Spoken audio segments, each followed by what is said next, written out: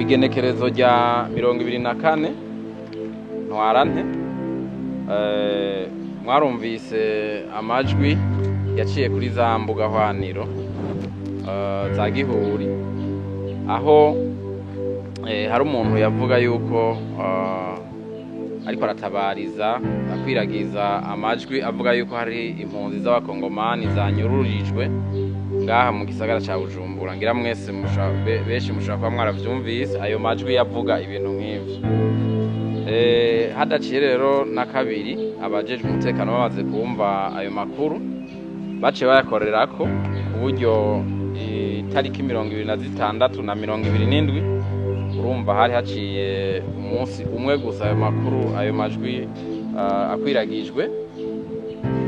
Baca baja ku kivi baca barakora amatohoza n'ingoga na n'ingoga kuri ayo matariki ndababwiye. Baca barafata abakongomani bashika kuri 4 bari inyuma y'izo nkuru z'ibinyoma.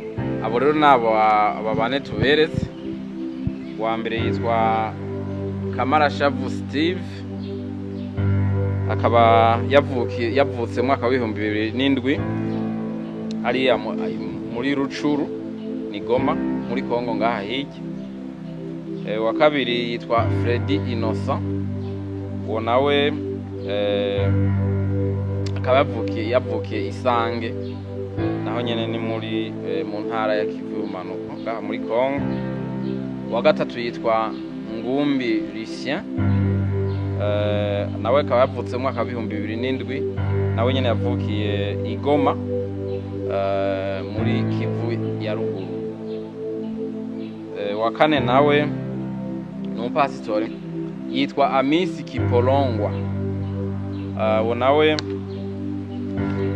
akaba yavutse mu mwaka wa 1990 ahitwa Kasika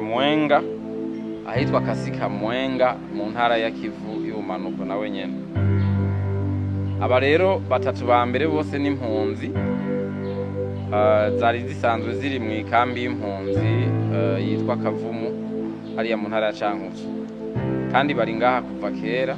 Wa mbere yahunze mu mwaka wa 2019, wa kabiri nawe nyene yahunze mu mwaka wa 2019, wa gatatu niwe yaje imbere yabo mu mwaka wa 2017, uwa kane umupasitori we yashize ngaha imbere yabo bose batatu mu mwaka wa 2016. Aba batatu ba mbere rero basanzwe bari mu iyo kambi, kandi bose barafite n'ikarata z'impunzi bemerera ubuzibaho urusha bwo kuba muri ayo makambi. Murazi ko ngaha mu gihugu c'u Burundi haruhande y'impunzi y'abarundi bahunguka, muzi ko bagumye bahunguka ku bwinshi guhera mu mwaka wa 2017 gushika n'uyu munsi. Hariho n'impunzi ziduhungirako zivuye mu bihugu bibanyi. Izavuba ni ziva ngaha mu gihugu ca Kongo, murazi ko baje ku bwinshi guhera mu hagati mu kwezi kwa kabiri twagumye tubakira. Rero impunzi iyo zishitse ngaha mu Burundi barafise uburenganzira butari buke, harimwo n'ubwo kwicagurira aho baba.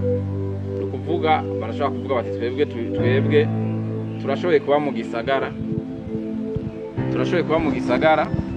tuzoca tuba dushaka kuba mu gisagara. Abo baca bandika mu mugwi w'impunzi ziba mu bisagara, bamwe bita réfugié mu rurimi rw'igifaransa, aribo uyu mupasitori yarimwe.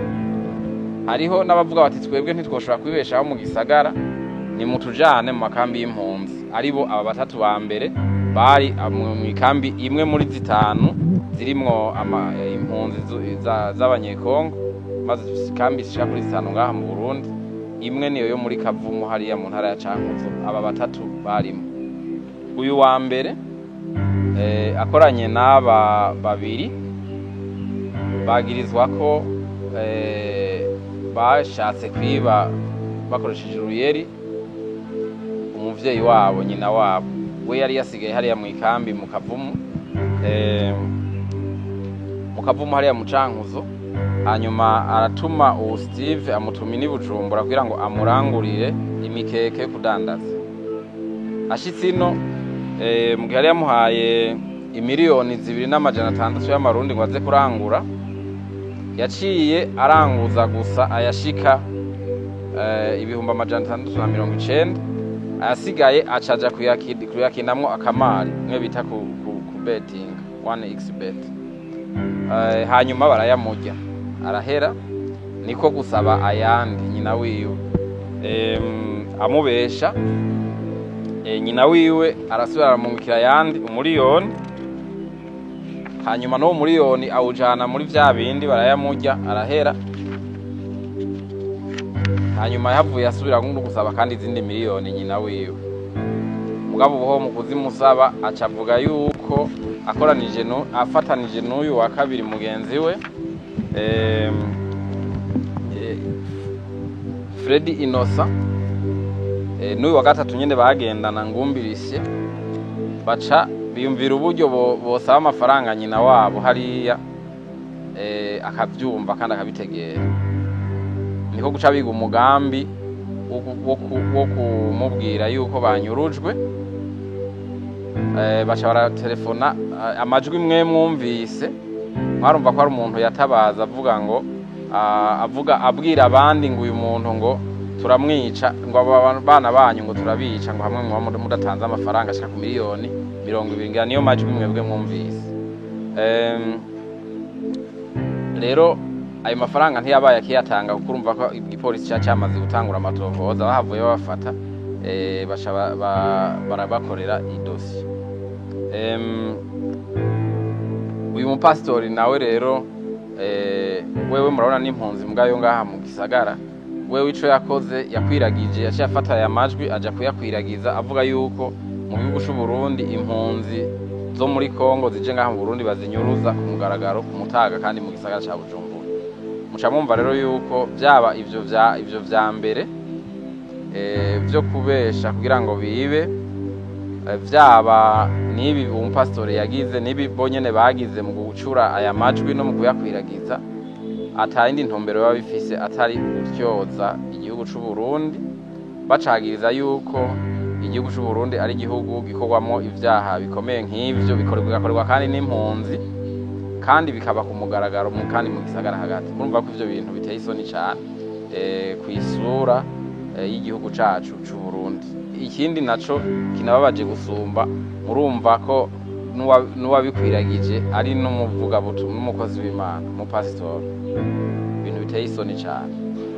Ibi vyose rero iyo babivuze amajambo nkaya, muca mwumva ivyo ico bishobora guca bituma muca mwumva ubutumwa babahaye impunzi z'abakongomani zisanzwe zihungira ngaha mu Burundi, abavyeyi babo baba batari ngaha mu Burundi, inshuti n'abagenzi, amakungu.